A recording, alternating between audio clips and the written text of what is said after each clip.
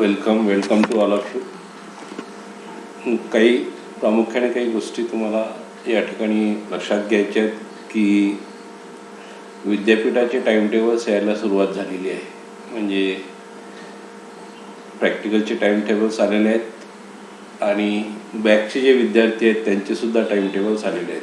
तुम्ही सर्व फ्रेश आहात, त्यामुळे तुम्हाला अजून टाईमटेबल यायला वेळ लागेल. त्यामुळे असं कोणी पॅनिक होऊ नका किंवा आपली एक्झाम कधी राहील.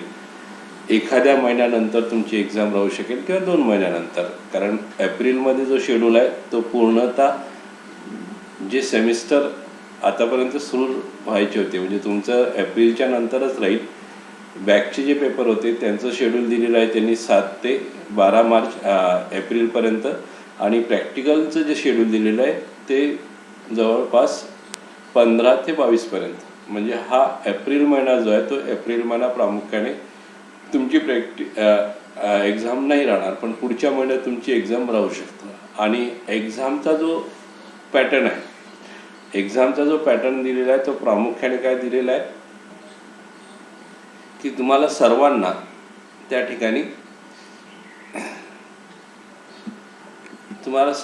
ठिकाणी MCQ पद्धतीनं समोर जायचं आहे. MCQ म्हणजे जवळपास तुम्हाला 40 प्रश्न दिले जातात आणि 40 पैकी 30 प्रश्न तुम्ही सॉल्व करणं गरजेचं असतं.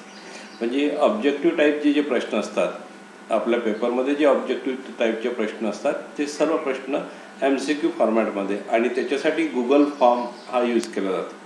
त्यामुळे तुमची ही आतापासून तयारी असायला पाहिजे की तुम्हाला गुगल फॉर्ममध्ये सिलेक्शन करता आलं पाहिजे. तुम्हाला गुगल क्लासरूम जी आहे ते गुगल क्लासरूमसुद्धा यूज करता आली पाहिजे. त्या गुगल क्लासरूमवर तुम्हाला जाता आलं पाहिजे. आता आपण त्याची प्रॅक्टिस घेणार आहे. म्हणजे आपण गुगल क्लासरूम तर क्रिएट केलेली आहे, पण पोस्ट करायचे आहेत. जेवढं काही इंग्लिशचं मटेरियल असेल मी त्याच्यावर पोस्ट करेल. तुम्ही त्याचं कन्व्हर्ट करा किंवा काही इंग्लिशच्या नोट्स त्याच्यातून घ्या. तुम्ही मराठी मीडियम जरी असलं तरी काही डेफिनेशन असतात त्या इंग्लिशमध्ये जर आपल्या पेपरमध्ये म्हणजे नेट सेटसाठी ज्या समोर कामी पडतात तर त्या तुम्हाला कामे पडू शकतात. आणि थेअरीचं जर पेपर त्यांनी घेण्याची समजा कदाचित होऊ शकतं की एखाद्या 2 महिन्यात परिस्थिती बदलेल आणि तुम्हाला थेअरीच्या पेपरला सुद्धा जावं लागेल. म्हणून ती सुद्धा मानसिकता आपली असायला पाहिजे. आणि म्हणून प्रामुख्याने तुमच्या इंटरनल असाइनमेंट असो किंवा तुमचा थेअरीचा पेपर असो, जर त्यांनी ऑफलाईन घेतो म्हटलं 3 तासाचं, तर त्या ठिकाणी तुम्हाला ते तयारी असली पाहिजे. म्हणून इंग्लिशच्या जेवढ्या काही तुम्हाला नोट्स अपलोड केल्या जातील, म्हणजे डेफिनेशन्स अपलोड केल्या जातील, पॉईंट्स अपलोड केल्या जातील, ते त्या ठिकाणी तुम्हाला घ्यायचे आहेत आणि त्याचं कन्व्हर्शन मराठीमध्ये किंवा इंग्लिशच्या डेफिनेशन इंग्लिशमध्येच राहू द्या. आणि बाकीचं जे मटेरियल आहे बाजारामधून ज्या गाईड्स मिळतात ते तिथं आपल्याला ॲड करता येईल. म्हणजे तुमचा जो पेपर आहे तो अधिक चांगल्या पद्धतीनं त्या ठिकाणी तुम्ही समोर जाऊ शकता. ह्या गोष्टी प्रामुख्याने तुम्हाला विचारात घ्यायचं. दुसरी महत्त्वाची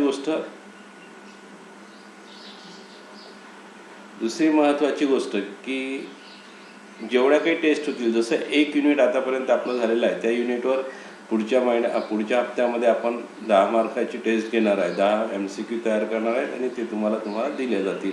तर ते सॉल्व करता आलं पाहिजे. आणि प्रत्येक युनिटच्या टेस्टचं रेकॉर्ड हे ठेवलं जाईल. आणि जे विद्यार्थी मॅक्झिमम टेस्ट देतील आणि त्याचे जे स्कोअर असेल तो स्कोअर तुम्हाला इंटरनल, जर असाइनमेंट नाही घेता आल्या तर तो स्कोअर तुम्हाला इंटरनलच्या मार्क्ससाठी उपयोगात आणला जाईल. समजा 5 टेस्ट झाल्या, 4 टेस्ट झाल्या, तर 5 टेस्टचे जे ॲव्हरेज मार्क्स असतील ते ॲव्हरेज मार्क म्हणजे तुमचे इंटरनलचे मार्क्स असतील त्याच्या प्रपोर्शनेट.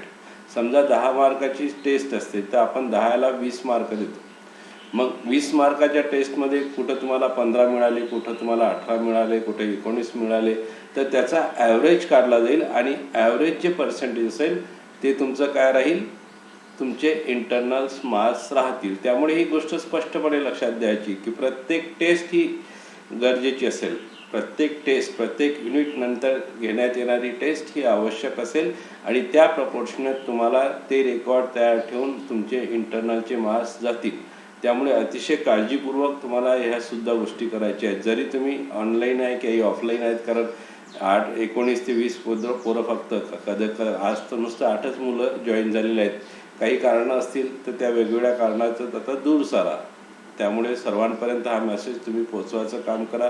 तुम्ही रेग्युलर अभिनंदन आहे तुमचं, पण इतरांना सुद्धा त्या गोष्टी सांगायच्या आहेत. आणि दुसरी महत्त्वाची गोष्ट की जेव्हा तुम्ही जॉईन होता तर त्यावेळेस पटापट जॉईन व्हायचं. ओके, ते ह्या इन्स्ट्रक्शन्स आहेत. दुसरी अजून महत्त्वाची गोष्ट की तुमच्या पालकांना शक्यतोवर महाविद्यालयात पाठवू नका. शक्यतो म्हणजे काही गोष्टी असतील तर त्या गोष्टी फोनवर 11 ते 3 या वेळात तुम्ही माझ्याशी डिस्कस करू शकता. आणि डिस्कस केल्यानंतर तुम्ही काही अडचणी असतील 11 ते 3 याच्यासाठी की 12 ते 3 याच्यासाठी की मी कॉलेजमध्ये जातो, तुमचं ऑफिशियल काही रेकॉर्ड असलं तर तिथल्या तिथेच विषय लक्षात घेऊन आपण ते माहिती घेऊन करू शकतो आणि तुम्हाला तुमचं योग्य उत्तर देऊ शकतो. तुम्ही कधीही फोन कराल, कितीही वाजता फोन कराल तर ते रेकॉर्ड माझ्याकडे उपलब्ध नसतं. आणि मला सुद्धा बाकीचे कामं असतात. तुम्ही पर्सनल लाईफचा सुद्धा त्या ठिकाणी विचार करायला पाहिजे. तुम्हाला योग्य उत्तर लागत असेल, त्या रेकॉर्डशी रिलेटेड असेल तर ते महाविद्यालयात गेल्यानंतरच असेल. समजा स्कॉलरशिप आहे, मग काही अडचण असेल तर मी तिथल्या क्लर्कला विंडोवर पाठील आणि त्याला विचारून तुम्हाला उत्तर देऊ शकतो. पण घरून त्याला नाही सांगू शकणार. एखादं डॉक्युमेंट तुमच्याकडून राहिलं असेल, काही असेल तर तिथं क्लिअर होऊ शकतं. घरून कोणतीही गोष्ट क्लिअर होऊ शकत नाही. म्हणून कृपया जेव्हा तुम्हाला फोन करायचा असेल तो 12:30 ते 3च्या दरम्यान करायचा की जेणेकरून मी तिथं कॉलेजला असेल. ओके, आणि याच्या व्यतिरिक्त फोनच नाही करायचे. बरेचदा मग तुम्ही फोन एखाद्या वेळेस उचलत नाही किंवा मी कुठं कामात गुंतलेलं असतो तर तुमचा फोन उचलणार नाही, तर अशा गोष्टी व्हायला नको. तर तुम्हाला सुद्धा व्यवस्थित होईल. काल एका विद्यार्थिनीचे पालक आले स्कॉलरशिपचा फॉर्म घेऊन. परवाच्या दिवशी मी त्याच्यावर सही केली आणि काल ते पालक आले. कशासाठी पाठवायचं? तुम्हाला तिथं सरळ आहे की पॅन्डाईकमध्ये कोणालाही आपण पर्सेंटेज लिहून दिलं नाही. कोविडच्या परिस्थितीत कोणालाही उपस्थिती पर्सेंटेज लिहून दिलेलं नाही. ते आपण तसंच सबमिट केलेलं आहे. तर मग पालक येऊन विचारतात त्यांचं वय काय आहे. 60 वर्षाच्या वर गेलेले पालक तुमचे जर आमच्या इकडे येत असतील, कोविडची परिस्थिती आहे, उद्या एखाद्या वेळेस चुकून त्यांना कोविड झाला तर काय करणार आहे. त्यामुळे ह्या गोष्टी पाळायच्या, बिलकुल 100% पाळायच्या की नाही पाठवायचं पालकांना.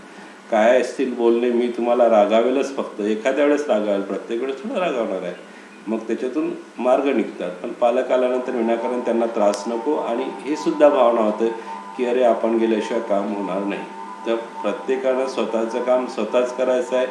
फारच जिनैन कारण असेल तर अशाच वेळीच फक्त पालकांना पाठवायचं आहे. ही गोष्ट प्रामुख्याने तुम्ही सर्व नवीन आहे म्हणून तुमच्याशी शेअर करणं गरजेचं आहे. काल जर ते पालक आलं नसते तर मला सुद्धा काही वाटलं नसतं. पण एवढ्या वयस्कर माणसाला तुम्ही कॉलेजमध्ये पाठवता, म्हणजे तुम्ही जर धडधाकट असाल तर नुसतं फोन जरी केला तरी मी तुम्हाला 12:30 ते 3मध्ये तुमचे प्रश्न सॉल्व करू शकतो टायमिंगमध्ये. पण तुम्ही असं पाठवायचं नाही. त्यांच्यासुद्धा आरोग्याची काळजी घ्यायची आहे. Okay, now we start the period.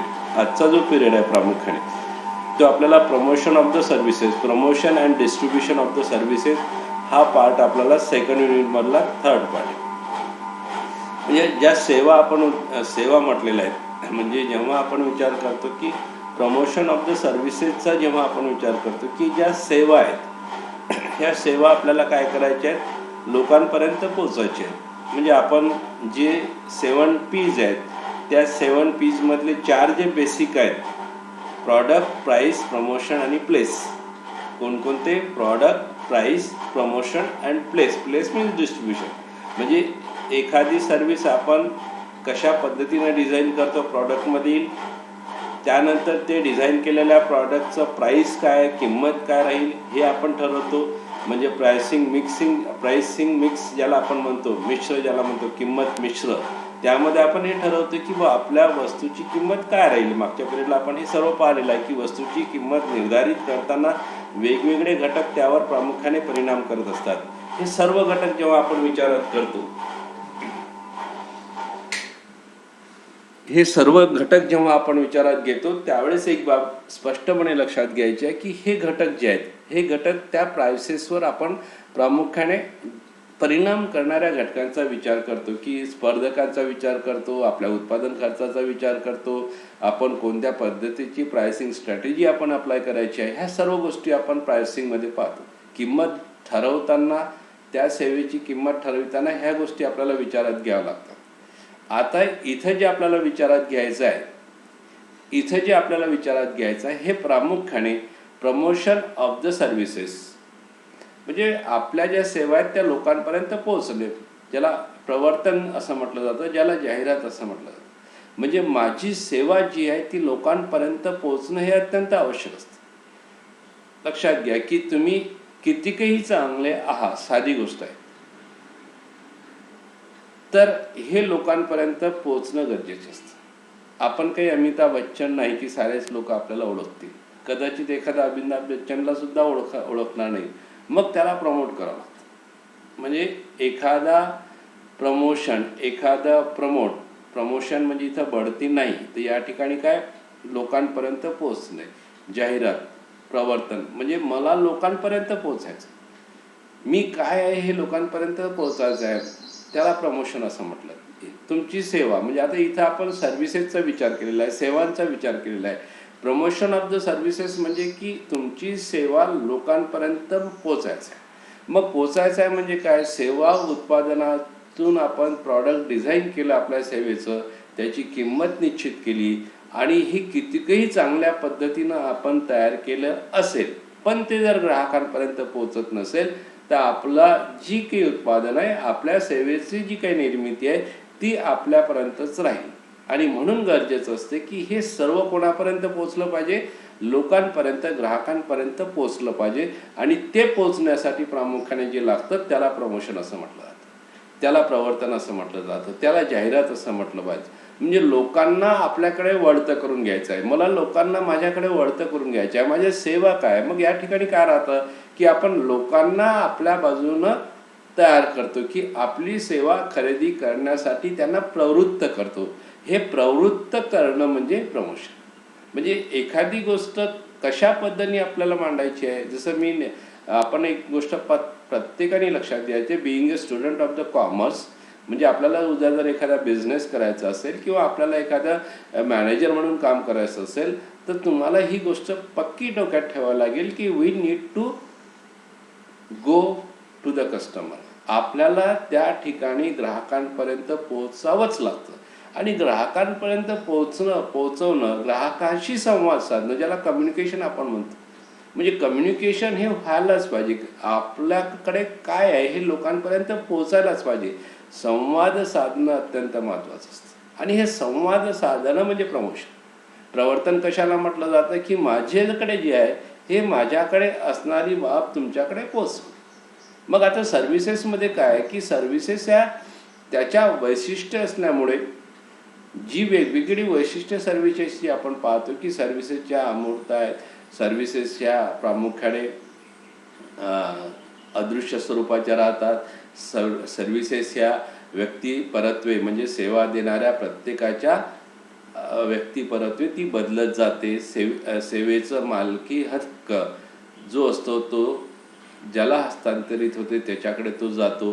म्हणजे ही जी सेवेची वैशिष्ट्ये आपण पाहिलेली आहेत हे त्या नाशवंत असतात. म्हणजे ह्या सर्वच्या सर्व वैशिष्ट्ये जी आहेत त्यासुद्धा आपल्याला आपली सेवा लोकांपर्यंत पोहोचणं कसे गरजेचं आहे हे महत्त्वाचं असतं. नाशवंत आहेत म्हणजे आपण जर आपली सेवा लोकांपर्यंत पोहोचली नाही आणि लोकांपर्यंत पोहोचली नाही म्हणून तिचा ग्राहकांनी उपयोग केला नाही, ग्राहकांपर्यंत पोहोचली नाही म्हणून तिचा उपयोग केला गेला नाही, म्हणजे ती सेवा त्या ठिकाणी तुमची नाश झाली, संपली. नाशवंत असल्यामुळे ती त्या ठिकाणी संपली, पुन्हा ती जनरेट करू शकत नाही. म्हणजे त्या विशिष्ट कालावधीत जी सेवा देण्याचा तुमचा प्रयत्न असतो तो त्या ठिकाणी संपून जातो आणि म्हणून लोकांपर्यंत पोहोचलं जातं. आता तुम्ही पहा की सध्याची परिस्थिती जी आहे ती कोविडची जी परिस्थिती आहे, या कोविडच्या परिस्थितीमध्ये तुम्हाला लक्षात आलं असेल की मॅक्झिमम लोक फोकस करत आहेत आपल्या सर्व्हिसेस ज्या आहेत, आपल्या सेवा आहेत, प्रामुख्याने आरोग्य सेवा. गव्हर्नमेंटच्या सोबतच इतर सुद्धा लोकांना परमिशन दिलेली आहे. मग या लोकांना सुद्धा एवढी कोविडची परिस्थिती असताना सुद्धा सांगावं लागतं की आमच्याकडे ह्या सर्व्हिसेस आहेत. म्हणजे इथं लक्षात घ्या की इथं गरज कोणाची आहे, इथं गरज लोकांची आहे. तरीसुद्धा समजा अकोल्यात 5 प्रायव्हेट सेंटर असतील तर या 5ही बिहाडे असो अजून कुठं असो की या प्रत्येकाला BC असो किंवा अकोला हॉस्पिटल असो, या प्रत्येकाला किंवा रेजन्सीच्या ठिकाणी केलेली सेवा असो, ह्या प्रत्येक सर्व्हिस प्रोव्हायडरला सांगावं लागतं की आमच्याकडे ही सेवा उपलब्ध आहेत आणि अशा पद्धतीने ती सेवा दिली जाईल. म्हणजे या ठिकाणी सुद्धा त्याला जाहिरात करावी लागतं. या ठिकाणी सुद्धा लोकांपर्यंत त्याला पोहोचावं लागतं, लोकांपर्यंत त्याला संवाद साधावं लागतं. मग इतर जी परिस्थिती असते प्रामुख्याने, इतर परिस्थितीत तर स्पर्धक असतात. इतर परिस्थिती, सामान्य परिस्थितीमध्ये जेव्हा आपण विचार करतो तर त्या ठिकाणी भरपूर सारे स्पर्धक असतात. त्या प्रत्येकाच्या सेवेचं पुरवण्याचं वैशिष्ट्य वेगवेगळं असतं. मग आपल्या सेवेचं सुद्धा वैशिष्ट्य काय, आपल्या सेवा कशा पद्धतीनं इतरांपेक्षा चांगल्या आहेत, ही जी बाब आहे ही लोकांपर्यंत पोहोचणं गरजेचं असतं. म्हणजे प्रमोशन किंवा प्रवर्तनातून आपल्याला काय साध्य करायचं आहे की लोकांचा कल, लोकांचं मन आपल्याकडे वळवायचं आहे. हा प्रमुख उद्देश प्रमोशनचा असतो. म्हणजे लोकांनी माझ्याकडे आलं पाहिजे, लोकांनी माझ्या सर्व्हिसेस खरेदी केल्या पाहिजेत आणि हे सर्व्हिसेस खरेदी करण्यासाठी जे जे प्रयत्न असतील हे सर्व प्रयत्न प्रामुख्याने प्रमोशनमध्ये येतात. म्हणजे तुमचं प्रवर्तन मिश्र ज्याला म्हटलं जातं, जाहिरात मिश्र ज्याला म्हटलं जातं, ते यामध्ये येतं. मग कोणकोणत्या बाबी येतील हे प्रामुख्याने आज अभ्यासणार आहेत. म्हणजे आपल्याला ह्या सर्व गोष्टीचे छोटे छोटे बारकावे प्रामुख्याने या ठिकाणी आज आपल्याला अभ्यासायचे आहेत. तर पहिला मुद्दा म्हणजे आता सुरुवात करायच्या अगोदर सर्वात पहिला मुद्दा आहे की आपल्याला हे समजून घ्यायला पाहिजे की आपण का बरं. म्हणजे एक गोष्ट लक्षात घ्या की जेव्हा आपण ह्या गोष्टी करतो की हे प्रमोशन करताना आपल्याला काय ॲस्पेक्ट आहे, आपल्याला काय अपेक्षा असते की कशासाठी आपण प्रमोशनला जाऊ, कशासाठी आपण या प्रवर्तनाला जाऊ. तर हे सुंदर असं वाक्य आहे, when a superior product doesn't set itself, your customer need information about your product or a service before they buy it. The ways you communicate features and benefits to your potential customer is called a promotional mix. The business builder will be explain how you can maximize your company's promotional mix for the best result. म्हणजे आता इथं लक्षात घ्या की स्पष्ट म्हटले काय, तुमचं प्रॉडक्ट कितीकही चांगलं असावं, तुमची सर्व्हिस कितीकही चांगली असेल तरीसुद्धा ती स्वतः विकल्या जाणार नाही. तर तुम्हाला त्या ठिकाणी जो ग्राहक आहे त्या ग्राहकाला तुमच्या सेवेची माहिती पोचायला पाहिजे. तो खरेदी करण्याच्या आधी त्याच्यापर्यंत तुमच्या सेवेची जी वैशिष्ट्ये आहेत, तुमच्या सेवेचे ज्या प्राइसेस आहेत, तुमच्या सेवेमध्ये काय नाविन्य आहे, ही प्रत्येक गोष्ट प्रामुख्याने त्याच्यापर्यंत पोचायला पाहिजे. म्हणजे ही जेव्हा गोष्ट आपण विचारात घेतो की प्रत्येक गोष्ट त्याच्यापर्यंत पोचणं गरजेचं असतं. की मी जेव्हा म्हणेल की माझी सेवा म्हणजे अशा पद्धतीने चांगली आहे, कोणाच्या पद्धतीनं, जे कॉम्पिटिशनमध्ये लोक असतात त्यांच्या सेवेच्या व्यतिरिक्त. काल परवापासून केसरीचं प्रामुख्याने प्रमोशन सुरू झालेलं आहे, जाहिराती सुरू झालेल्या आहेत, टी व्हीवर जाहिराती येणं सुरू झालेलं आहे. म्हणजे दे लॉन्च देअर प्लॅन. म्हणजे आता केसरी टूर्स हे नाविन्यपूर्ण आहे तरीसुद्धा जेव्हा सीझन येतो they plan for the Kashmir tours. म्हणजे त्यांनी काश्मीर टूर्स अरेंज केलेले आहेत आणि त्या काश्मीर टूरमध्ये काय नाविन्य आहे हे प्रामुख्याने ते जाहिरातीच्या माध्यमातून तुमच्या माझ्यापर्यंत म्हणजे ग्राहकांपर्यंत पोहोचवण्याचं काम मागच्या म्हणजे या हप्त्यात सुरू झालेलं आहे. म्हणजे ह्या टी व्हीवर येणाऱ्या जाहिराती ह्या प्रमोशन्स आहेत. केसरी टूर्स हे नवीन आहे का, तर उत्तर आहे नाही. केसरी टूर्स ही म्हणजे अतिशय जुनी कंपनी आहे.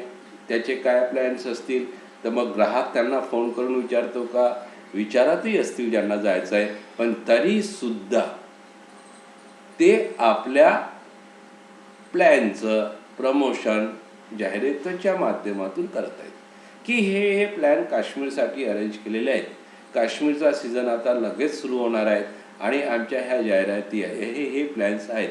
म्हणजे त्या सेवेची जी वैशिष्ट्ये आहेत, त्या प्लॅनची जी वैशिष्ट्ये आहेत ती लोकांपर्यंत पोहोचण्याचं काम केसरी टूर्सनं सुरुवात केलेली आहे. म्हणजे याचा अर्थ काय की कितीकही मोठी कंपनी असो, कितीकही जुनी कंपनी असो, कितीकही नावाजलेली कंपनी असो, पण त्या कंपनीला सुद्धा गरज पडतं की आपली जी वैशिष्ट्ये आहेत, नवीन प्लॅनमधली जी वैशिष्ट्ये आहेत ती लोकांपर्यंत पोहोचवणं. आणि हे लोकांपर्यंत म्हणजे इटसेल्फ कितीकही केसरी टूर चांगला असले तरी ती स्वतःहून विकल्या जाणार नाही. त्यांचे प्लॅन स्वतःहून विकल्या जातील का, नाही, फारच विकल्या जाणार नाही तशातला भाग नाही, पण त्याचं प्रमाण अत्यल्प असतं. पण आपल्याला तर मार्केट कॉपीच करायची, आपल्याला जर प्रॉफिट कमायचं आहे तर मग जास्तीत जास्त लोकांनी आपले प्लॅन खरेदी करायला पाहिजेत. आणि म्हणून केसरीला जाहिरात देणं आवश्यक ठरतं आणि म्हणून केसरी प्रमोशन करतं. केसरी आपल्या नवीन प्रोडक्टचं या मागच्या हप्त्यापासून टी व्हीवर जाहिराती सुरू झाल्या. That is called the promotion. म्हणजे एखादी गोष्ट कितीकही चांगली असली तरीसुद्धा तिला जाहिरात देणं गरजेचं असतं. तिच्यातली काय वैशिष्ट्य आहेत, ती नाविन्य काय, ही लोकांपर्यंत पोहोचणं आवश्यक असतं.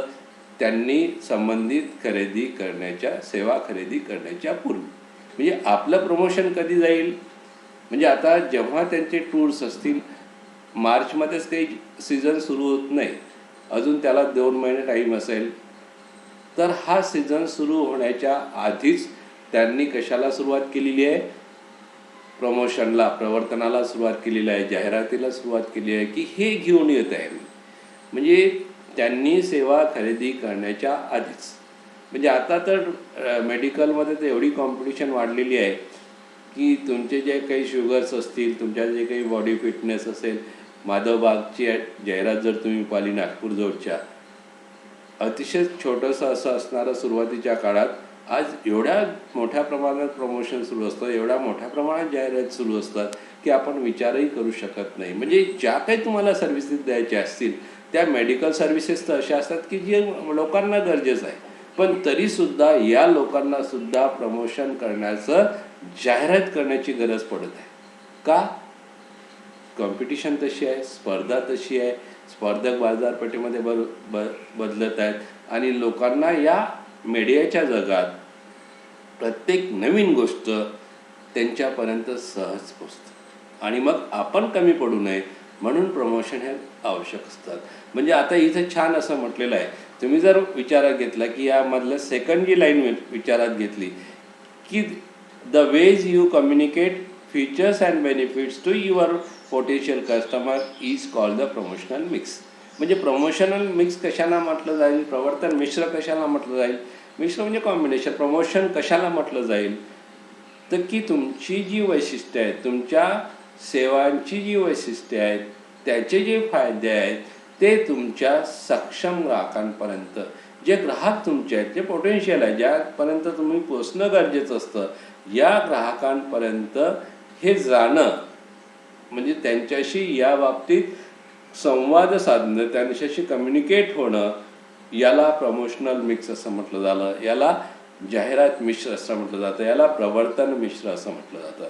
म्हणजे तुमचं जे प्रवर्तन आहे, तुमची जी प्रमोशन आहे, हे प्रमोशन काय असतं की तुमच्या सर्व्हिसेसचं जी काही वैशिष्ट्ये असतील, जी काही फायदे असतील, हे सर्व तुमच्या ग्राहकांपर्यंत, तुमचा जो ग्राहक आहे, जे पोटेन्शियल ग्राहक आहे, जो प्रत्यक्ष कार्यरत असणारा, म्हणजे सेवा स्वीकारणारा ग्राहक आहे, जो तुम्हाला टिकून ठेवायचा आहे, त्यांच्यापर्यंत पोहोचणं गरजेचं असतं.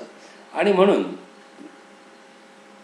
तर आपल्या कंपनीला कोणता प्रमोशनल मिक्स चांगलं राहील, कशा पद्धतीनं गेल्यानंतर आपला रिझल्ट जे आहेत, आपल्या विक्रीचे रिझल्ट जे आहेत ते चांगले येतील, हे प्रामुख्याने प्रत्येक बिझनेस लीडर जे असतील, बिल्डर जे असतील, म्हणजे ज्यांचा व्यवसाय असेल, सेवा व्यवस्थापनामध्ये जे काम करत असतील, त्यांना आपलं जर प्रॉफिट वाढवायचं असेल तर या प्रमोशनल मिक्समधील, म्हणजे तुमची जाहिरात असतो, तुमचं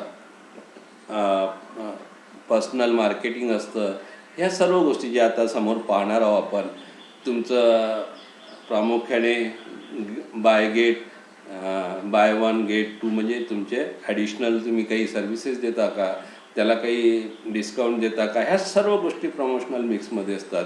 तुमचं बजेटिंग काय, ह्या सर्व गोष्टी प्रामुख्याने प्रमोशनल मिक्समध्ये येतात आणि हे प्रामुख्याने विचारात घेतलं जातं. म्हणजे प्रमोशन प्रामुख्याने एक गोष्ट लक्षात घ्या की आपल्या सेवेची वैशिष्ट्ये आणि फायदे हे आपल्या सक्षम ग्राहकापर्यंत पोहोचवण्याचा मार्ग, कम्युनिकेट करण्याचा मार्ग, संवाद साधण्याचा मार्ग, म्हणजे त्याला प्रमोशनल मिक्स म्हटलं जातं, प्रवर्तन मिश्र त्याला म्हटलं जातं. ओके, ही अत्यंत महत्त्वाची. दुसऱ्या व्याख्येतून सुद्धा तीच आपल्या लक्षात येईल की दुसऱ्या व्याख्येतून काय म्हटलेलं आहे. प्रामुख्याने दुसरी आणि तिसरी व्याख्या आपण जेव्हा विचारात घेऊ की यामध्ये पुढच्या स्टेपला. तर त्याच्या आधी आपण एक गोष्ट लक्षात घे की हे आहे काय. म्हणजे जेव्हा आपण एखादी गोष्ट आपण विचारात घेतो की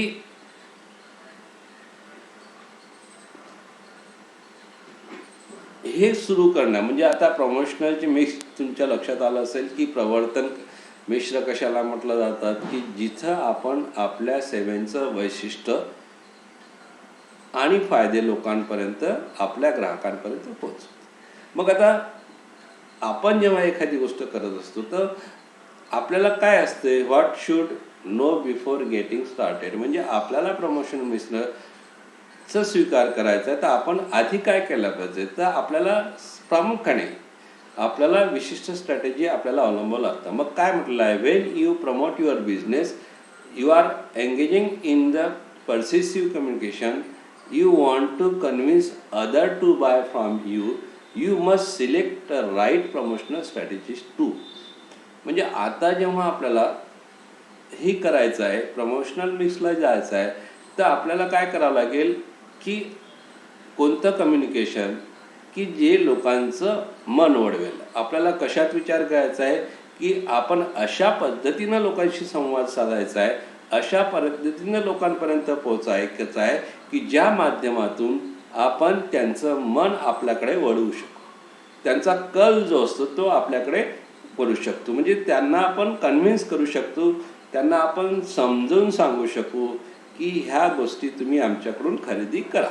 मग आता हे ठरवत असताना आपल्याला काय करावं लागेल, तर पहिली गोष्ट आहे capture the attention of the right group of potential customers in a creditable at catch way. म्हणजे इथं महत्त्वाचा शब्द आहे की right group of potential customers. म्हणजे आपण जेव्हा विचार करतो की right group of the potential customer जेव्हा म्हटलं जातं की आपण टार्गेटिंग याच्या आधी शिकलेलं, सेगमेंटेशन याच्या आधी शिकलेलं, आपण सर्वांसाठी काम करत नाही तर आपण विशिष्ट ग्रुपसाठी काम करतो. आपण त्याचं सेगमेंटेशन करतो, आपण त्याचं विभाजन करतो आणि आपण त्याला लक्ष करतो की त्याच टार्गेटिंग करतो, लक्ष करतो की मला याच ग्रुपसाठी काम करायचं आहे. मग आपलं जे लक्ष आहे प्रामुख्याने जेव्हा आपण प्रमोशनल मिक्ससाठी जाऊ तर आपण प्रामुख्याने हीच गोष्ट लक्षात ठेवू की मला या ग्रुपसाठी काम करायचं आहे. म्हणजे तुमची जाहिरात जेव्हा आपण विचारात घेतो, जर केसरीनं एखादं पॅकेज जर ज्येष्ठ नागरिकांसाठी काढलं असेल तर तो विचार करेल की आपला टार्गेट ग्रुप कोण आहे, ज्येष्ठ नागरिक आहे. त्यांनी जर एखादं कपलसाठी जर एखादा टूर अरेंज केला असेल, जसं आता काश्मीर आहे तर कपलसाठी टूर असतं, नाही न्यूली मॅरिड कपल.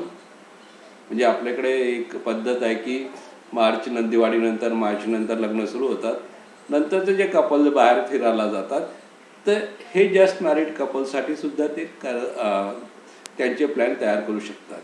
एखादा यंग ग्रुप आहे त्याच्यासाठी सुद्धा प्लॅन करू शकतात. म्हणजे ते पहिल्यांदा टार्गेट करतील की आपलं जे प्रॉडक्ट आहे, आपली जी सेवा आहे ती कोण्या ग्रुपसाठी आहे. म्हणजे सेगमेंटेशन आणि टार्गेटिंगच्या माध्यमातून हे आपण ठरवतो आणि तो ग्रुप आपल्याला प्राप्त करायचा आहे, तो महत्त्वाचा ग्राहक आपल्याकडे वळवायचा आहे. मग सेकंड बाब येते की educate them about your products or services. मग त्या ग्रुपला आपलं प्रॉडक्ट काय आहे, आपले सर्व्हिसेस काय आहेत हे प्रामुख्याने समजावून सांगणं, एज्युकेट करणं, त्या बाबतीत त्यांना पूर्णतः माहिती देणं. म्हणजे आपण जेव्हा एखादा प्लॅन निर्धारित करतो, आपलं टुरिझम जर असेल तर आपण प्लॅन निर्धारित केल्याबरोबर आपण आपल्या सेवेची जी काही वैशिष्ट्ये आहेत, आपल्या सेवेचे जे काही फायदे आहेत, हे सर्व वैशिष्ट्ये आणि फायदे आपल्या ग्राहकांना समजतील असं समजावून सांगणे. बरोबर आहे. म्हणजे समजतील असं समजावून सांगणे. म्हणजे बरेचदा असं होतं की त्यांना काय तेवढंही समजत नाही का, असा ग्रह तुम्ही करू नये. आपण म्हणतो एवढंही समजत नाही का, तर आपण प्रामुख्याने जेव्हा सेलर असतो, जेव्हा आपण एखादं आपली सर्व्हिस किंवा प्रॉडक्ट सेल करतो, असं समजायचं की समोरच्याला नाही समजत. आणि आपण प्रत्येक बारकावे म्हणजे प्रत्येक गोष्ट एखादी छोटीशी जरी गोष्ट असेल तर ती गोष्टसुद्धा आपण आपल्या प्लॅनमधील त्या लोकांपर्यंत, त्या ग्राहकांपर्यंत पोचवायची.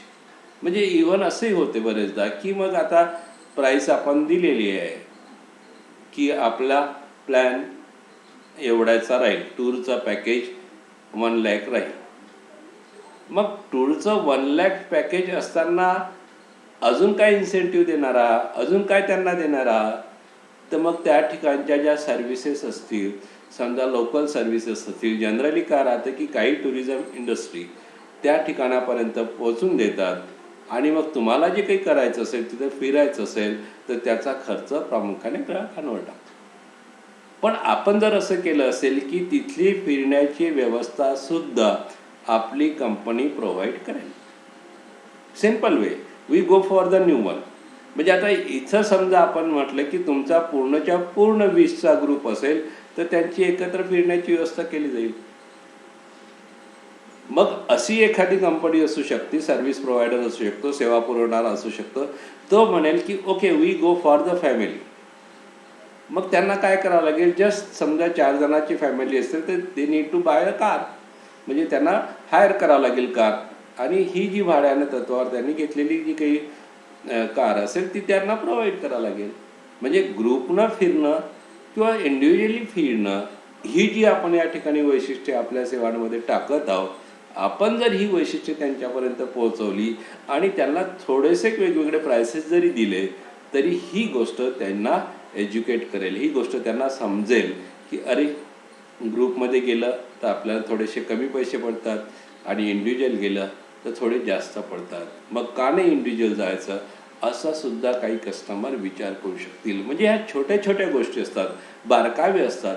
हे बारकावे सुद्धा तुम्ही त्या ठिकाणी कॅच करा. बरेचदा असं असतं की हॉटेलला तुम्हाला सोडलं जातं आणि हॉटेलचा खर्च तुम्ही खाण्यापिण्याचा तुम्ही करायचा. मग हा जर सर्व खर्च असेल, ही जर सर्व्हिस प्रोव्हायडर करणारी कंपनी करत असेल तर ही सुद्धा छोटीशी बाब त्यामध्ये मेन्शन व्हायला पाहिजे. म्हणजे ईच अँड एव्हरीथिंग, म्हणजे तुमच्या सेवेची जी वैशिष्ट्ये आहेत, वेगळेपण आहेत, ती प्रत्येक गोष्ट त्यात घेतलीच पाहिजे. पण ज्या कॉमन गोष्टी असतील, इतरांच्यासारख्या तुमच्या गोष्टी असतील, त्यासुद्धा त्यात मेन्शन करायला पाहिजे की जेणेकरून ग्राहकांच्या मनात कोणताही संदेह राहणार नाही. असं वाटणार नाही त्याला की अरे की हे काय आहे, मी आता काय करू, असं वाटायला नको. आणि जिथं कन्फ्युजन कमी असतं तिथं ग्राहकांचा विश्वास वाढतो. आधीच जर स्पष्ट असेल तर उद्या येणारे वाद त्या ठिकाणी येणार नाहीत आणि मग तुम्हाला तो प्रामुख्याने एक सक्षम ग्राहक, ज्याला पोटेन्शियल ग्राहक आपण म्हणतो, तो त्या ठिकाणी प्राप्त होईल.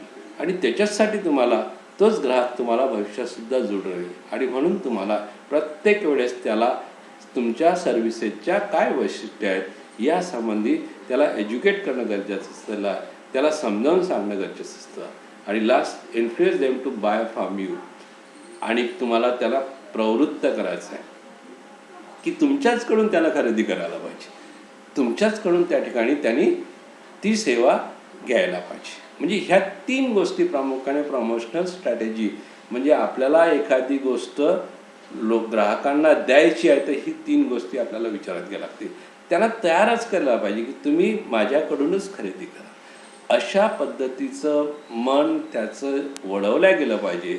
आणि हे वळवण्याचं काम प्रामुख्याने प्रमोशनल स्ट्रॅटेजीमध्ये केलं जातं. म्हणजे पहिली गोष्ट लक्षात घ्या की प्रमोशनल स्ट्रॅटेजी करताना पहिल्यांदा तुम्हाला की आपला जो योग्य ग्रुप आहे, जो पोटेन्शियल कस्टमर ग्राहकांचा ग्रुप आहे, जो सक्षम ग्राहक ज्याच्यासाठी आपल्याला काम करायचं आहे, तो आपल्याला घ्यायचा आहे. आणि पूर्ण त्या ग्रुपचं लक्ष जे आहे त्या आपल्या सेवेवर केंद्रित करायचं आहे. मग आपण त्यांना टार्गेट केल्यानंतर सेगमेंटेशन, म्हणजे ज्या स्टेप्स आपण पाहिलेल्या आहेत की सेगमेंटेशन आपण करतो, मार्केटचं विभाजन करतो, त्यांच्यानंतर तो टार्गेट ग्रुप आपण ठरवतो, टार्गेटिंग ज्याला म्हटलं जातं. म्हणजे आपण लक्ष निर्धारण करतो आणि लक्ष निर्धारण करताना जी बाब आपण विचारात घेतो, मग आता आपल्या सेवा खरेदी करणारा हा जो ग्रुप असेल, या ग्रुपचा सुद्धा आपल्याला त्या ठिकाणी विचार करतो आपण आणि त्याच ग्रुपसाठी काम करतो आणि त्यांना काय पाहिजे त्यासाठी मग आपलं प्रमोशन ठरवतो. आपली नीती जी आहे, प्रवर्तनाची जी नीती आहे, जाहिरातीची जी नीती आहे ती ठरतो. यात एक उद्देश असतो की educate them about your products or services. तुमच्या ज्या सर्व्हिसेस आहेत त्याविषयी संपूर्ण त्यांना ज्ञान प्राप्त करण्याचं, संपूर्ण माहिती प्राप्त करून देण्याचं, त्यांना समजून सांगण्याचं काम प्रामुख्याने आपला प्रमोशनल म्हणून व्हायला पाहिजे, आपल्या जाहिरातीमधून व्हायला पाहिजे. आणि मग तो जो ग्रुप आहे तो आपल्याला प्रवृत्त केला गेला पाहिजे की त्यांनी आपल्याकडूनच खरेदी करायचं. म्हणजे एवढी गोष्ट प्रामुख्याने लक्षात घ्या की त्यांनी आपल्याकडूनच खरेदी करा, ही गोष्ट अत्यंत महत्त्वाची आहे. आणि तो प्रवृत्त करणं, तिथं तुमची स्ट्रॅटेजी सक्सेसफुल झाली असेल. कारण एवढं सोपं नाही आहे कॉम्पिटिशनच्या जगात. ही बाब एवढं लक्षात घ्या की कोणतीही गोष्ट एवढी सोपी नाही आहे की जे प्रत्येक ग्राहक तुमच्याकडेच वळेल. ग्राहक का तुमच्याकडे वळतो? तुम्ही त्याचे नातेवाईक आहे म्हणून ओढत नाही, एवढं लक्षात घ्या. तुम्ही त्याचे ओळख आहे म्हणून वळणार, प्रत्येक वेळेस वळेलच असं नाही. म्हणजे नातेवाईक किंवा तुमची ओळख ही प्रामुख्याने काही कालापुरती असते. पण आपल्याला हे निरंतर चालवायचं असेल तर तुम्हाला तुमचं पहिली गोष्ट असतं की तुम्हाला सेगमेंट करावं लागेल, कोणती बाजारपेठ निवडायची ते ठरवावं लागेल, कोणता ग्राहक निवडायचा ते ठरवावं लागेल, त्याच्यावर लक्ष निर्धारण करावं लागेल. आणि मग त्याच्यापर्यंत आपलं जे प्रॉडक्ट आहे, आपले जे प्राइसेस आहेत, म्हणजे आपल्या प्रॉडक्ट आणि प्राइसेस ह्या दोन गोष्टी ज्या आपण विचारात घेतो पहिल्या दोन पी मधल्या, त्याची वैशिष्ट्य काय आहेत, त्याच्या किमती काय आहेत, हे सर्व गुणवैशिष्ट्ये आणि त्याचे फायदे हे तुम्हाला त्या लोकांपर्यंत, त्या ग्राहकांपर्यंत पोहोचवणं गरजेचं असतं. म्हणजे तुमच्या सेवांबाबील त्यांना जागृत करणं, त्यांना माहिती देणं, म्हणजे एज्युकेट करणं हे प्रामुख्याने गरजेचं असतं. आणि तिसरी गोष्ट, त्यांना तुमच्याकडे वळते करणं, तुमचं आपलं प्रॉडक्ट खरेदी करण्यासाठी त्यांना वळते करणं, त्यांना प्रवृत्त करणं गरजेचं असतं. आणि ह्या गोष्टी प्रामुख्याने सुरुवातीला आपल्याला लक्षात ठेवावं लागतात. दुसरी महत्त्वाची बाजू इथे लक्षात घ्या की आपण जेव्हा काम करतो, म्हणजे जेव्हा ह्या तीन गोष्टींचा आपण विचार करू की मी त्या पोटेन्शियल ग्रुपसाठी विचार करेल, मी त्या पोटेन्शियल ग्रुपला पूर्णतः अवगत करेल, पूर्णतः आपल्या सेवेचं ज्ञान, माहिती त्यांच्यापर्यंत पोहोचेल, खडा वैशिष्ट्ये जी काही असतील आपली, ती प्रत्येक बाब आणि फायदे त्यांच्यापर्यंत पोहोचेल आणि ती ती सेवा खरेदी करण्यासाठी त्यांना प्रवृत्त करेल. ह्या तीन गोष्टी प्रामुख्याने आपल्याला जेव्हा एखादी गोष्ट सुरू करतो, आपल्याला जेव्हा जाहिरात करायची आहे, आपल्याला जेव्हा प्रवर्तन करायचं आहे, आपल्याला प्रमोट जेव्हा करायचं आहे, त्यावेळेस आपण ह्या तीन गोष्टी आपण प्रामुख्याने विचार करायला पाहिजे. आणि ह्या करत असतानाच पुढची स्टेप, आता ह्या गोष्टी समजून घेणं अत्यंत गरजेचं आहे. काय प्रमोशनल मिक्स आहे? म्हणजे पहिल्यांदा आपण पाहिलं की लोकांना त्या आपल्या वस्तूची वैशिष्ट्ये आणि फायदे समजावून सांगणं म्हणजे प्रमोशनल मिक्स, मिश्र प्रवर्तन, मिश्र जाहिरात, मिश्र. मग ही अजून डिटेलमध्ये आपण या ठिकाणी पाहणार आहे. तर पहिली लक्षात घ्या, इथं जी बाब आहे ही एक अत्यंत महत्त्वाची बाब आपल्याला इथं लक्षात घ्यायची आहे की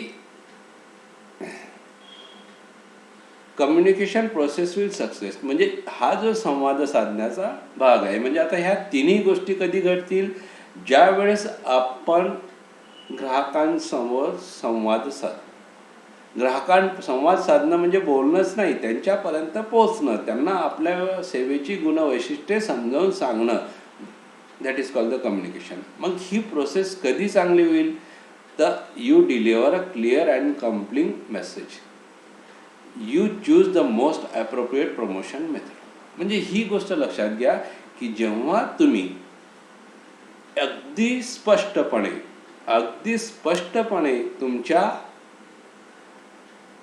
सेवेची वैशिष्ट्य आणि फायदे या संबंधीचा असणारा संदेश स्पष्टपणे लोकांपर्यंत पोहोचाल तर तुमचा त्या ठिकाणी त्यांच्याशी संवाद साधला जाईल आणि त्यांच्याकडून प्रतिसाद मिळेल.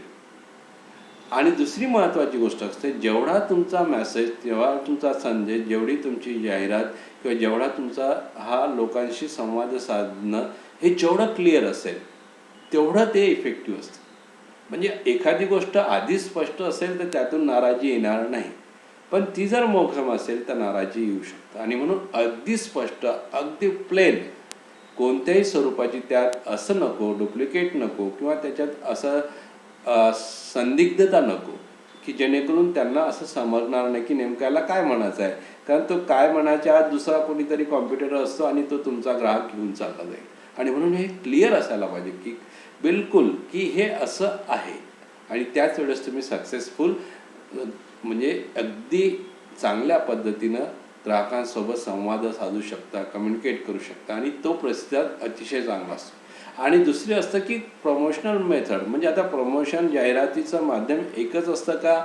नाही, वेगवेगळ्या जाहिराती आपण विचारात घेतो की जसं ॲडव्हर्टायझिंग आहे तुमचं, प्रामुख्याने सेल्फ प्रमोशन्स आहेत. म्हणजे तुम्ही एखादी गोष्ट खरेदी करायला लावता त्यावर अजून काही प्रमोशन अजून काही देता फ्रीमध्ये, त्याला सेल्स प्रमोशन असं म्हटलं जातं. म्हणजे ह्या सर्व गोष्टी आता आपण पाहणारच आहे. तुम्ही अजून दुसरे वेगवेगळे प्लॅन्स असतात, पर्सनल मार्केटिंग असतं. ह्या सर्व गोष्टी प्रामुख्याने आपण या मेथड्समध्ये ॲप्रोप्रिएट मेथडमध्ये आपण विचारात घेतो. मग त्यातली कोणती चांगली मेथड, कोणती चांगली पद्धती आहे? जाहिरातच केल्यानं आपल्याला मिळेल का? सेल्फ प्रमोशनच केल्यानं आपल्याला मिळेल का? पर्सनल मार्केटिंगच केल्यानं आपल्याला मिळेल का? म्हणजे जी योग्य वाटत असेल, म्हणजे स्ट्रॅटेजी ठरवताना कोणत्या पद्धतीनं जायचं की वेगवेगळ्या पद्धतीचा एकत्रित विचार करून आपण समोर जायचं, हे सुद्धा प्रामुख्याने ठरवणं गरजेचं असतं. आणि यावरच संवाद आवश्यक असतो. यावरच तुम्हाला त्या ठिकाणी लोकांसोबत, ग्राहकांसोबत संवाद साधला जाऊ शकतो. आणि म्हणून प्रामुख्याने या दोन गोष्टी लक्षात ठेवा की तुमचा जो संदेश असेल तो एकदम क्लिअर असायला पाहिजे. आणि दुसरी गोष्ट म्हणजे तुमची जी बाब आहे, म्हणजे तुम्ही कोण्या मेथडनं तुम्हाला त्या ठिकाणी अप्लाय करायचं आहे, तर ती मेथडसुद्धा क्लिअर असायला पाहिजे. म्हणजे आता जेव्हा तुम्ही विचार करता की ॲडव्हर्टायझिंग असतं, पब्लिक रिलेशन ऑर पब्लिसिटी असतं, सेल्फ प्रमोशन असतं, डायरेक्ट मार्केटिंग असतं आणि पर्सनल सेलिंग असतं. ह्या सर्व गोष्टीचा प्रामुख्याने पुढच्या पिरियडला आपल्याला विचार करावा लागेल.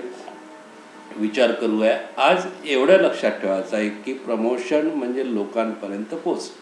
एखादी गोष्ट लोकांपर्यंत पोचण्यासाठी जे आपल्याला करावं लागतं त्या गोष्टीला प्रमोशन असं म्हटलं जातं. म्हणजे लोकांना प्रवृत्त करावं लागतं. लोकांना तुम्ही तुमची सेवा खरेदी करण्यासाठी प्रवृत्त करणं आणि ते करण्यासाठी तुमच्या सेवेची जी वैशिष्ट्ये असतील, तुमच्या सेवेची जी काही फायदे असतील, तुमच्या सेवेची वैशिष्ट्ये आणि फायदे हे लोकांपर्यंत योग्य पद्धतीनं कम्युनिकेट होणं, योग्य पद्धतीनं त्यांच्यापर्यंत पोहोचणं, योग्य पद्धतीनं त्यांना समजावून सांगणं, त्यांना एज्युकेट करणं, ही जी गोष्टी आहेत ह्या प्रामुख्याने प्रमोशनमध्ये असतात. आणि म्हणून पुन्हा एकदा लक्षात घ्या, कारण आता पुढच्या डेफिनेशन वगैरेला आज वेळ नाही आहे, तर ती गोष्ट आपण पुन्हा एकदा ट्रेस करू की प्रमोशन काय आहे. तर तुमच्या वस्तूंचे, तुमच्या सेवांचे जी गुणवैशिष्ट्ये आहेत, तुमच्या वस्तूंचे, तुमच्या सेवेंचे जी गुणवैशिष्ट्ये आहेत, प्रामुख्याने ती प्रमोशनमध्ये येतात. ती लोकांपर्यंत पोचणं, लोकांना ती तुमच्या सेवा खरेदी करण्यासाठी प्रवृत्त करणं म्हणजे प्रमोशन. म्हणजे तुमची सेवा खरेदी करण्यासाठी त्यांना आपण प्रवृत्त जे करतो, हे प्रवृत्त करणं म्हणजे काय झालं? प्रमोशन. आणि हे कसं प्रवृत्त करतो? त्याच्यासाठी आपण सर्वप्रथम आपला जो ग्रुप असेल, जो पोटेन्शियल कस्टमर म्हणून आपण म्हणतो, जो सक्षम ग्राहक आपल्याला आपण टार्गेटिंग आणि सेगमेंटेशन आणि टार्गेटिंगच्या माध्यमातून मिळवलेला आहे, त्याला आपण लक्ष केंद्रित करतो, त्याला पूर्णतः एज्युकेट करतो, आपल्या सर्व्हिसबद्दल पूर्णतः त्याला समजावून सांगतो आणि त्याला आपण प्रवृत्त करतो. म्हणजे 3 गोष्टी आपण करतो यामध्ये प्रमोशनमध्ये. पहिली गोष्ट आपण आपला पोटेन्शियल ग्राहक विचारात घेऊन, दुसरी गोष्ट आपण आपला जो ग्राहक असेल त्याला आपल्या सेवेची संपूर्ण माहिती पोचवतो, म्हणजे त्याला एज्युकेट करतो, त्याला समजून सांगतो, वैशिष्ट्ये आणि फायदे आपल्या सेवेची त्याला समजून सांगतो. आणि तिसरी गोष्ट त्याला आपण प्रवृत्त करतो. म्हणजे प्रमोशनमधून प्रामुख्याने ह्या गोष्टी आपण करतो. आपला पोटेन्शियल ग्राहक आपण ठरवतो, आपण त्याला त्याविषयी संपूर्ण संज्ञान करतो, संपूर्ण माहिती त्याच्यापर्यंत पोहोचवतो, त्याला जागृत करतो आणि एक जागृत ग्राहक, एक व्यवस्थित ग्राहक त्या ठिकाणी त्याला संपूर्ण त्या सेवेची वैशिष्ट्ये, गुणवैशिष्ट्ये माहीत असतात, तो आपण तयार करतो आणि त्यानंतर त्याला आपली सेवा खरेदी करण्यासाठी प्रवृत्त करतो. आणि हे प्रामुख्याने प्रमोशनमध्ये राहतं. पुढच्या वेळेस अजून डिटेल्समध्ये जे काही महत्त्वाचे पॉईंट्स आहेत ते पाहू आणि थांबूया. Thanks to all.